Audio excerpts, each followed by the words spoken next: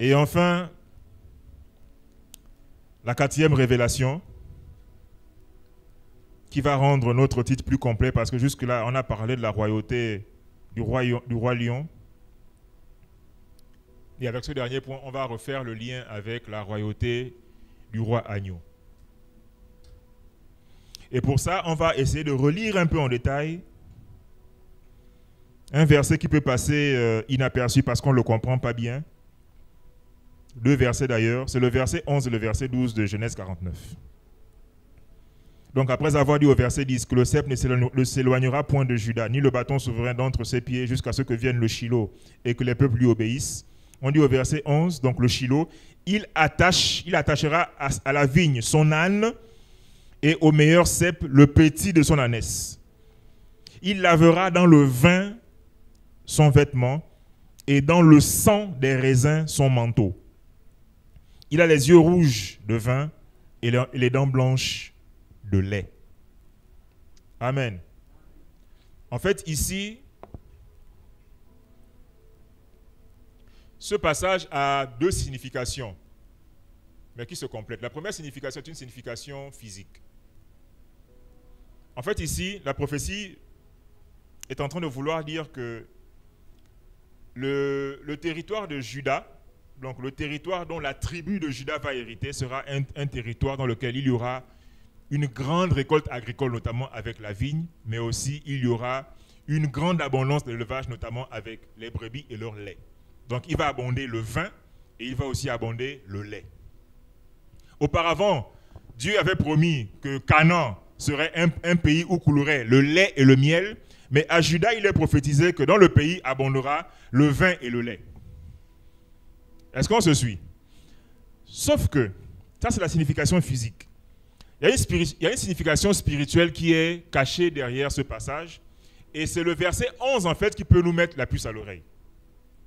C'est même celui qui est projeté. Il est écrit, il attache à la vigne son âne et au meilleur cep le petit de son ânesse, et il lave dans le vin son vêtement et dans le sang des raisins son manteau. Ce passage vous rappelle quoi? Surtout les deux premières lignes. Quand on dit il attachera à la vigne son âne et au meilleur cep le petit de son ânesse. Ça vous rappelle quoi? On a un mot d'étude biblique, ce n'est pas une prédication. Ça vous rappelle quoi? Âne et ânesse. Petit de l'ânesse. L'âne et le petit de l'ânesse, ça vous rappelle quoi? Ça vous rappelle quel épisode des évangiles?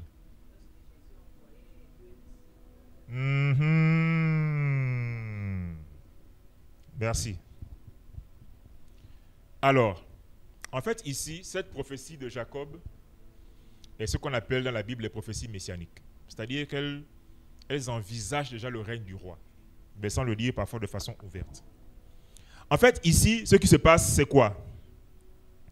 C'est que c'est ici, à ce moment, que le lion de la tribu de Juda, venant avec son ânesse, va attacher son ânesse et ensuite va tremper son vêtement dans le vin qui est le symbole du sang. En réalité, ici, on nous parle déjà de la croix. Est-ce que vous me comprenez? Et on parle plus précisément du fait que le lion, le roi lion, est en train de se dépouiller de son vêtement de lion pour revêtir à nouveau son vêtement d'agneau. Je reprends. Ici, est-ce qu'on peut revenir au verset 10 pour qu'on lise ensemble? Verset 10, juste avant. On dit que le sceptre ne s'éloignera point de Juda, ni le bâton souverain d'entre ses pieds, jusqu'à ce que vienne le Shiloh et que les peuples lui obéissent. Donc ici, la royauté du lion de la tribu de Juda, elle est déjà établie, elle est incontestable. Le lion est roi. Amen. Mais il faut que le lion aille plus loin. verset 11.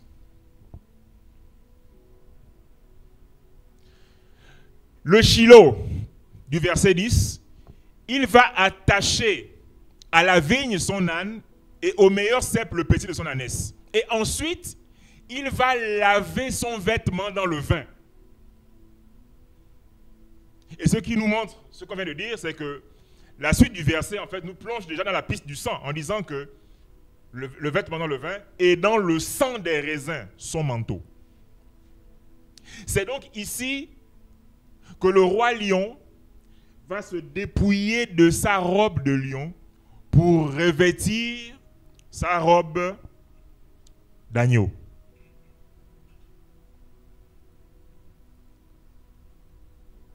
Ou si vous voulez, c'est ici que le roi lion va enlever sa robe de lion parce qu'en dessous, il y avait déjà la robe d'agneau.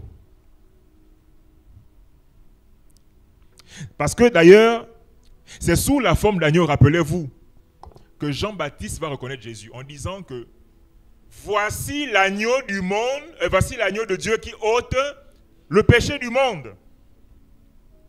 Ça veut dire quoi? Ça veut dire que pour le salut de l'humanité, ce n'est pas le sang du lion qui va sauver les hommes, mais c'est le sang de l'agneau. Or, après avoir triomphé en tant que lion, il va falloir qu'il abandonne, enfin, qu'il attache son âne, le symbole de sa domination, parce que c'était le moyen de transport de la royauté, des rois, généralement même au temps de David. Les rois, le roi David et ses fils se déplaçaient à dos d'âne. Donc, à un moment, il va attacher, donc abandonner son âne et laver son vêtement dans le vin, dans le sang. Et ce sang-là, c'est le sang de la croix. C'est donc à ce moment que le lion va revêtir son vêtement d'agneau.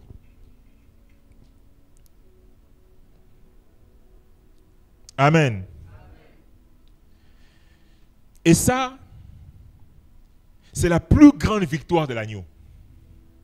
Enfin, la plus grande victoire du Christ. Écoutez bien ce que je vais dire maintenant. La plus grande victoire de Christ, c'est d'avoir été un agneau devenu lion, qui ensuite se redépouille de sa robe de lion pour redevenir agneau. Pourquoi? Parce que le piège de la puissance et de la force du lion, c'est de déchirer les ennemis au point où les ennemis qui étaient censés servir à l'accomplissement de la prophétie de la croix seront tués. Et s'ils sont tués, la croix n'est plus possible. Et si la croix n'est plus possible, les hommes ne sont pas sauvés. Bon, je réexplique, on dirait que j'ai compliqué l'affaire. Le lion ne peut pas sauver l'humanité. Parce que c'est l'agneau qui sauve le monde. Donc, sous la forme de lion, sous la forme de Shiloh, sous la forme de lion de la tribu de Juda, il faut absolument qu'à un moment le lion s'arrête et laisse la place à l'agneau. Parce que c'est le sang de l'agneau qui sauve l'humanité et non le sang du lion. À aucun moment dans la Bible il a été écrit que c'est le sang du lion qui sauve l'humanité. Par contre, il avait été prophétisé que c'est le sang de l'agneau qui sauverait le monde, l'humanité. Amen. Et donc, la plus grande victoire, le plus haut fait de Christ, c'est d'avoir réussi, de s'être humilié en déposant, en attachant son âne et en plongeant son vêtement dans le sang. C'est-à-dire en se laissant tuer. Parce qu'ici, c'est une image d'une mort sanglante. C'est un bain de sang là. Jésus a commencé à être frappé la nuit. Je ne sais pas si vous avez déjà suivi la version de Mel Gibson, La Passion de Christ. Toute la nuit, on le frappe, on lui déchire la peau, le sang coule de partout et le matin, on le crucifie. C'est donc un bain de sang. Quand on dit ici qu'il lave son vêtement dans le vin, c'est une image du sacrifice de la croix, le sacrifice sanglant. Et pour ça, il a fallu que le lion renonce et redevienne un agneau. C'est pour cela que l'apôtre Paul, au petit lion que nous sommes, va dire ceci. Ayez en vous les sentiments qui étaient en Christ, lequel, existant sous la forme de Dieu, n'a pas considéré comme une proie à arracher d'être égal avec Dieu, n'est-ce pas? comme une proie arrachée. Là, ça vous rappelle qui? Le lion, le comportement du lion, qui est toujours les proies qu'il faut arracher. Un chasseur de gibier, un chasseur de proies. Il dit que le Fils n'a pas considéré comme une proie à arracher son égalité avec Dieu. Mais par contre, il s'est revêtu d'une forme de serviteur, en prenant la forme d'un simple homme. Hein? Et aussi en devenant obéissant jusqu'à la mort, et même jusqu'à la mort de la croix. C'est pour cela aussi que son Père l'a souverainement élevé et lui a donné le nom qui est au-dessus de tous les noms. Amen. C'est la forme d'agneau qui est la forme de puissance absolue. C'est un paradoxe. Là encore, je vais vous expliquer. Je vais vous expliquer. Et je vais prendre un exemple.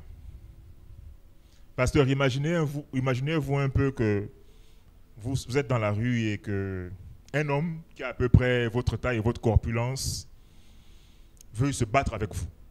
Il vous lance un défi, il dit, je vais vous battre avec vous, monsieur, vous m'avez énervé. En tout cas, il a une raison qu'il donne. Alors, je pose une question. Quel sera le meilleur triomphe du pasteur? Est-ce que si... Je prends deux cas. Il y a deux cas. Prenons le cas où, finalement, bon, pardonnez, hein, pasteur. Le pasteur, vraiment, lui aussi s'énerve. Vraiment, il a tellement énervé le pasteur, il a trop insulté. Finalement, le pasteur se bat avec lui et le tape. Premier cas de figure. Deuxième cas de figure, qu'est-ce que le pasteur fait? Le pasteur dit non, mon frère, c'est vrai que tu es aussi costaud que moi, mais je ne peux pas te toucher. Et le pasteur fait venir un de ses fils d'ici à l'église qui a peut-être 12-13 ans et dit, mon petit, viens, tout mince là. Toi, bats-toi avec lui et tape-le. Et donc le deuxième cas de figure, c'est que c'est le petit de 12 ans, tout mince, qui bat quelqu'un qui a la même corpulence que le pasteur. La question est celle-ci. Quelle est la plus grande démonstration de puissance entre les deux cas? Pourquoi la deuxième?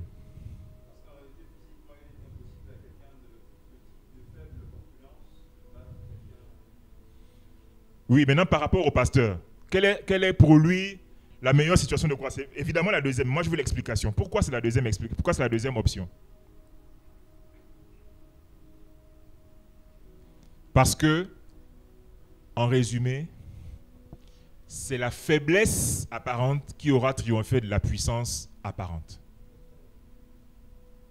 C'est pour ça que c'est sous la forme d'agneau. C'est pour ça que nous avons commencé par lire Apocalypse 5. Quand le vieillard vient dire à Jean, ne pleure point, car le lion de la tribu de Juda a vaincu pour ouvrir le livre. Amen.